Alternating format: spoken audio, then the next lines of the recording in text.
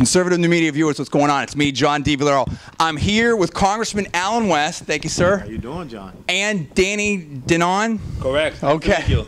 All right. He is the Deputy Speaker of the Knesset in Israel. Tremendous to have this gentleman here in South Florida. There's a lot of things we want to talk about. I'm going to try to get them both to sort of answer as they wish. First of all, I want to talk about this congressional hearing today. Extremely important about what happened to our embassy and our ambassador in Libya. I want to tee a couple things up here and let these gentlemen speak on it.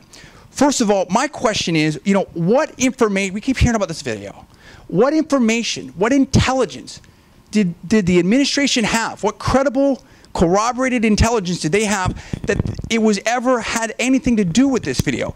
The second thing is, I heard from the meetings today in Congress that the embassy, I believe, this is all my personal opinion, not alleging facts, not catching any aspersions, and I will refer you to the transcript of the hearings.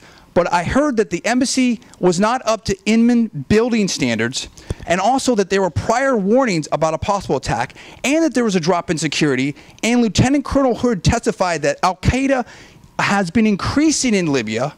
And also, Congressman Chaffetz said that when he was in Libya, no one ever mentioned a video. And as you talked about in your meeting today, this town hall, the administration this week is talking about Big Bird and Elmo, Congressman West. Well, first of all, let's understand that this had nothing to do with a spontaneous reaction to a video. Even up to the United Nations speech that President Obama gave, he was still touting that. We know that not to be true. Within 24 hours, we knew that that was a terrorist attack. And, of course, you have Al-Qaeda in the Maghreb getting very strong, as well as Al-Qaeda in the Arabian Peninsula. Back in Iraq, they just had a recent jailbreak within the last 2 weeks in Tikrit. We know that Ansar al-Sharia was the group that's responsible for this, and the head of Ansar al-Sharia is an Abu Sufyan, who was released from Guantanamo prison back in 2007. So there's a lot that we have to get to the bottom of, and I think that the administration needs to be a lot more forthcoming. We have to identify this enemy if we're ever going to be successful, and if we're ever going to be able to stand by and protect our best ally in the Middle East, and that's Israel. Deputy Speaker, you're obviously over there, and that's your region. What are your feelings, and what can you say about what happened in Libya and how Israel's feeling about the general situation right now in the Middle East? You cannot try to look for logic when you deal with those people, with those enemies.